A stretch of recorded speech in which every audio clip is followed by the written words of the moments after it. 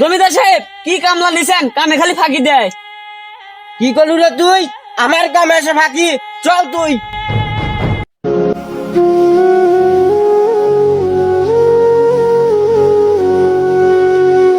নামাজের টাইম মনে শেষ হয়ে গেল, নামাজ তো পড়ে আসি, কাম পরে করে গেল।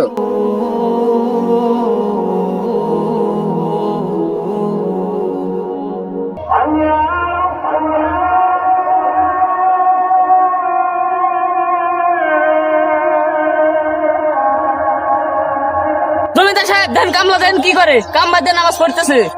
চল। باز خیوه داره زایرا کیده ناماغم واسهل سید سر و خاک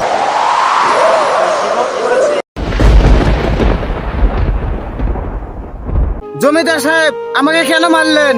হ্যাঁ তোকে মারবো না কি করবো? তুই কাম ফাঁকিটা তুই নামাজ পড়তেছু, তুই আছে 1 টাকা পাবো না, তুই বাদ যা।